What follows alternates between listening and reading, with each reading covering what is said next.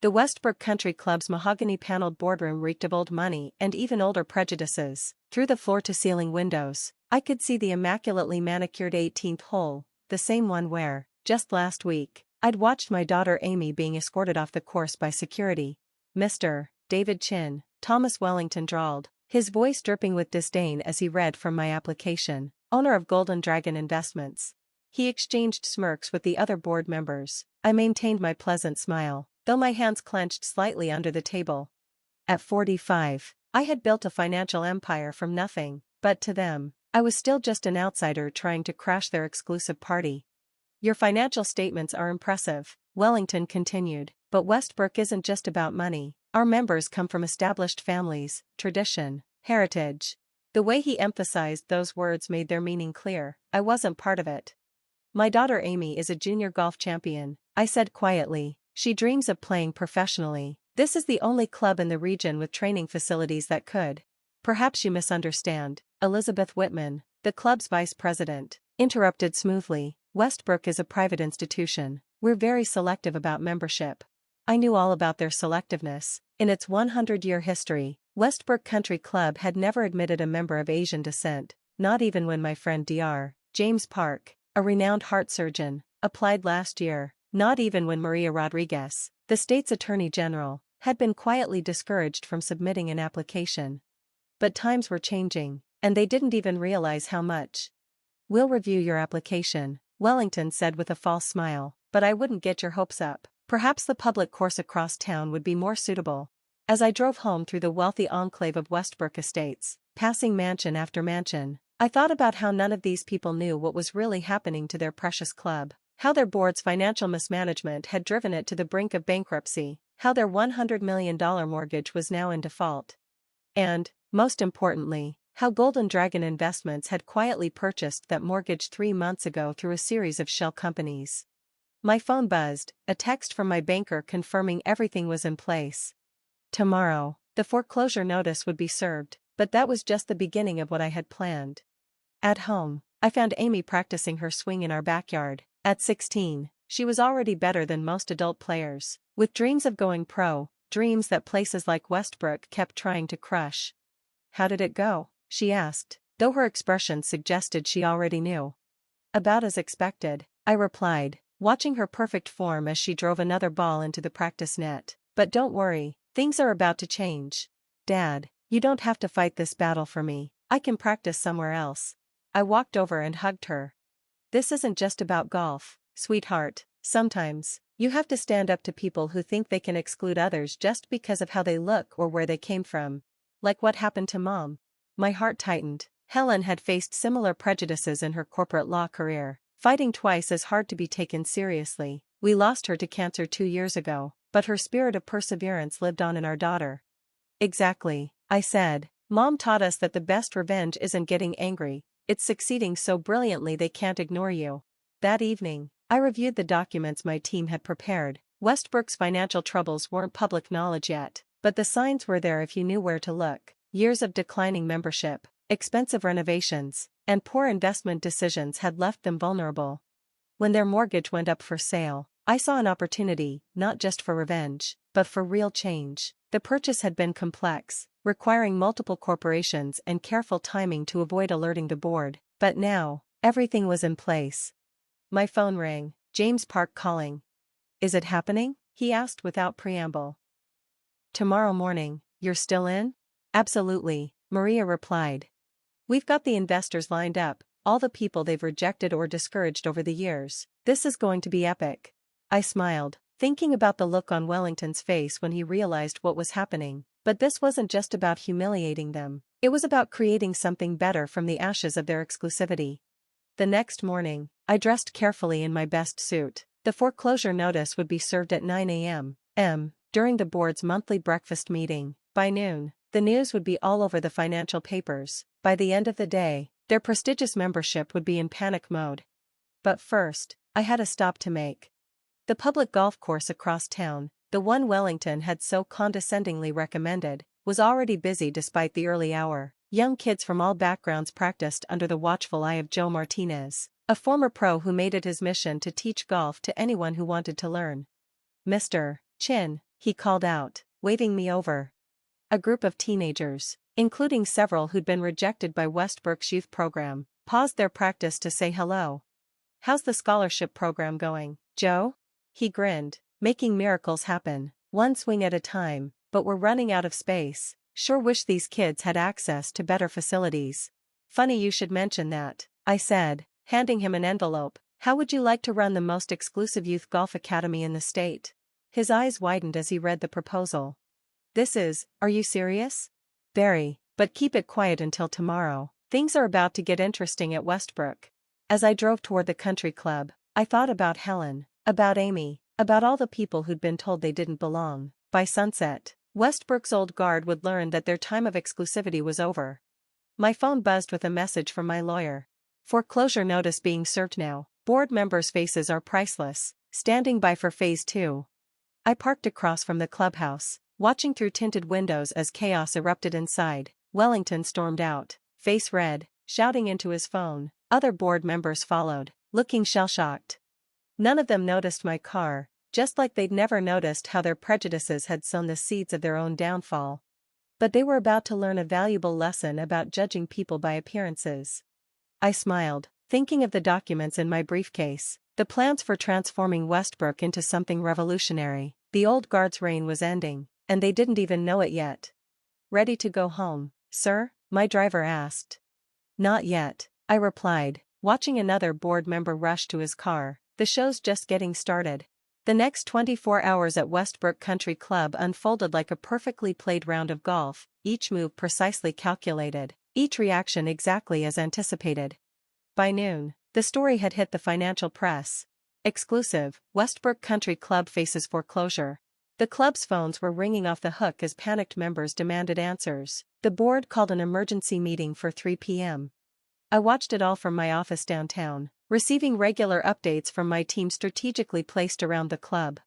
Wellington had already called 3 different banks, trying to secure emergency financing. All had declined, quietly informed months ago about the club's precarious financial situation. At 2:45 p.m., I walked into the clubhouse. The usual crowd of retired members playing cards or sipping cocktails was replaced by anxious faces and hurried conversations. Nobody tried to stop me. In the chaos, they'd forgotten I wasn't a member. The boardroom was packed. Wellington sat at the head of the table, his usual smug expression replaced by barely controlled panic. "Mr. Chin," he said when he spotted me, "this is a private meeting for members only." "Actually," I interrupted smoothly, "as the holder of your mortgage, I have every right to be here." The room went silent. "You?" Elizabeth Whitman gasped. "Golden Dragon Investments bought your mortgage 3 months ago," I said, taking a seat at the table and opening my briefcase, "right after you rejected Dr. Park's membership application, though technically, it was Phoenix Capital that bought it, one of my subsidiaries." Wellington's face turned an interesting shade of purple. "This is some kind of revenge scheme." "Not revenge, Mr. Wellington, business." I laid out a document on the table. "Your club is in default. You have 2 options. First, you can try to raise $100 million in the next 48 hours to pay off the mortgage. Or, someone asked. Or you can accept my restructuring proposal." I passed out copies of a detailed plan. As they read, their expressions ranged from shock to outrage, and from a few younger board members, cautious interest.